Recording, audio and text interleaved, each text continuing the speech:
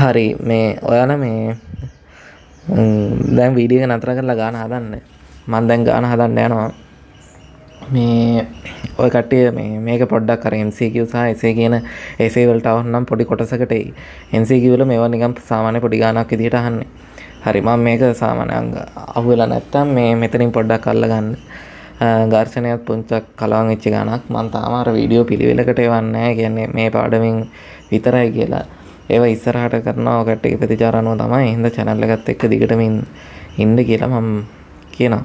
හරි ගානට කිව්වොත් රූප සටහනේ පෙන්වා ඇති ලෙස ඒ කුට්ටියක් සී කරත්තය සමග ස්පර්ශව තියනවලු. මේ ලු කුට්ටිය පහට ලිස්සා නොයාම සඳහා කරත්තය චලනය කළ යුතු තරණය මොකක්ද කියලා අහනවා. කරත්තය සහ කුට්ටිය අතර ඝර්ෂණ සංගුණකයේ මියු කියලාත් කියනවා. හරි මේ වගේ ලී කුට්ටියක් නැතත් ඔයාලා සාමාන්‍යයෙන් පොඩි කඩදාසි කොලයක් ඇඟට තියාගෙන මේ ඉස්සරහට දීවොත් ඒ කොලේ බිමට වැටෙන්නේ නැතුව තියෙනවා. කට්ටිය දැකලා තියෙනවා. ඉතින් එහෙම වෙන්නේ මේ එකක් අර වායු ප්‍රතිරෝධයෙන් හින්දා පොඩි බලයක් ඇති වෙන්නත් පුළුවන්. එහෙම නැත්නම් වැඩි ඔයා දැන් කොහොමත් තරණය වෙනවනේ ඉස්සරහට. එතකොට මේ ඒ හින්දා ඇති වෙන බලයෙන් හින්දා මේ වගේ ඇඟත් එක්ක ඇති වෙන ඝර්ෂණයත් එක්ක ඒ කොලේ නතර වෙලා තියෙනවා. ඉතින් දැන් මේ වගේ ලී කුට්ටිය කියන්නේ ලොකු බර එකක්. ඉතින් ඒකට වැඩිපුරම ඔය තරණය එන්න අදාළ වෙන බලය තමයි වැඩිපුරම රඳාපවතින්නේ මේ විදිහට මේ පහළට වෙන්න ඇටි තියෙන්නේ. මේකෙදී තිරස්ස තියෙන අසමතුලිත බලයත් සිරස් සමතුලිතතාවයත් දෙකම වැදගත් වෙනවා. ඒක තමයි මෙතන තියෙන්නේ. සහ තරණය අහනවා හින්දා අනිවාර්යෙන් ওই කට්ටියගේ අන්තිමටම සුරු කරලා බලපුවම ඒක මාන හරිද කියලා බලපුවමත් හරි. මේ දැන් මෙතෙන්දී අපි සිරස් බීමට නොඇටි තියෙන නම් අපි සිරස් සමතුලිතතාවය තමයි හරි මුලින් බල ලකුණු කරගමුකෝ. ගානක් හදන මුලින් බල ලකුණු කරගන්න ඕනේ. පහළට mg තියෙනවා. ඒක ආයෙ කතා කරන්න දෙයක් නැහැ නේ බර තියෙනවානේ. ඒක mg කියලා මල් තියෙනවා.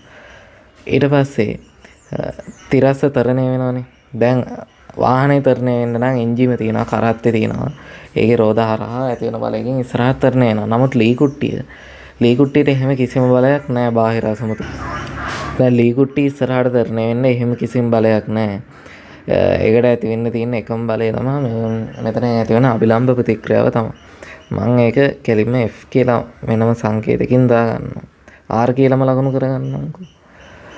කරත්තේ මගින් මේකේ පෘෂ්ඨය මත ඇති වෙන බලය. මේ කෙලින් තියෙන්නේ මෙතන අංශක 90යි. මේකත් අංශක 90කින් මෙහෙම තියෙන්නේ. හරි. ඊළඟට ඝර්ෂණ බලය තියෙනවා. මේ විදිහට ඉහළට ඇති වෙන්නේ. ඒ පහළට ලිස්සා යාමට විරුද්ධව. ඒක මම මේ μr කියලා ලකුණු. මම F කියලා ලියා ගන්නම්කෝ. F හරි සිම්පල් F එක. හරි කොහොම හරි තිරස්ස ඉස්සරහට තරණය වෙනවා නම් අපි තිරස් චලිතය ගමු. මෙහෙම මෙයාගේ අර එකපාරට තරණයක් අහනකොට අනිවාර්යෙන් කැපිලා යන්න ඕන. අපි ඒ කියන්නේ අපි ආදේශ කරගන්නේ අපි mg තරණය නම් අපි මෙතෙන්ට ගන්න වෙනවා. මොකද තරණය ප්‍රකාශනය අනිවාර්යෙන් තියෙන්නම ඕනේ. මොකද නැත්තම් මේ අන්තිමට ප්‍රකාශනයක් හදාගන්න බෑනේ. හරි මෙතන R සමානයි MA කියලා ගන්නවා. මෙතන M උත් 5ක් වෙන්න ඕනේ. ඒ අපිට ඕනේ. අන්තිම උත්තරේට R 5ක් වෙන්නත් ඕනේ. ඊළඟ තිරස් චලය. ඊළඟ සිරස් සමතුලිතතාවය ගත්තොත් S සමානයි MA දාලා තමයි මේ ලියලා තියෙන්නේ. ඒක ඉච්චර දෙයක් නැහැ. සමානව හැදුවා නම් මේක බලන්න ඕනෙත් නැහැ. සිරස් සමතුලිතය බැලුවොත් මේ හදාගන්න බැරි වුණොත් බලන්න. S සමානයි mg. ඒක හරිනේ. ඊපස්සේ ඝර්ෂණ බලය අපි ලියුවේ. ඒ කියන්නේ කෙලිම F ලියා ගන්න පුළුවන් μr කියලා. අපිට ඝර්ෂණ සංගුණකේ ගාන දීලා තිනවා.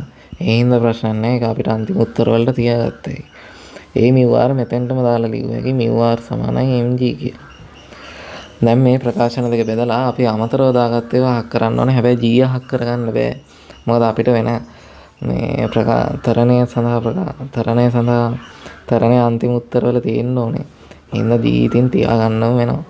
හින්දා එක බෙදීම දෙක ගත්තොත් R බෙදීම μr සමානයි MA බෙදීම mg. ඒක කැරපෙනවනේ. Rටත් R කැපෙනවා. ඒ සමානයි G බෙදීම μ කියලා කියනවා. සාමාන්‍ය μ වලට එකට වඩා අඩු වගයක් එන හින්දා ඒ 10ට වඩා වැඩි වගයක් තමයි එන්නේ. G 10 කියලා ගත්තොත්. ඉතින් මේක තමයි උත්තරේ. අන්තිම උත්තරේ බලපුවමත් ඉතින් MS ඍණ දෙක මියුට මාන නැහැ. ඒ හින්දා අනිවාර්යෙන් උත්තරත් සමාන වෙනවා. ඒකක ප්‍රශ්නයක්වත් නැහැ. මේ විදිහ තමයි එන්නේ. මෙතෙන්දි ඉතින් මේ තිරස්ස ඇති වෙන මේ අසමතුලිත බලයත් සිරස් සමතුලිතතාවයත් අරගෙන තමයි ගාන හදන්න තියෙන්නේ. එච්චරයි ඉතින්. තව අලුත් එසේ ගානකින් හරි හම්බෙමු. ඊළඟ එසේ ගාන මං දුනු නියතේ කලවම් වෙච්ච එකක් ගේන්නේ. ඒක සාමාන්‍යයෙන් මේ හොඳයි. සවනව කට්ටියට අහු වෙලත් නැතුව ඇති වැඩිපුර. මේ මං ඒක ගේනවා. හරි. එහෙනම් මේ වීඩියෝ එක මෙතනින් ඉවරයි.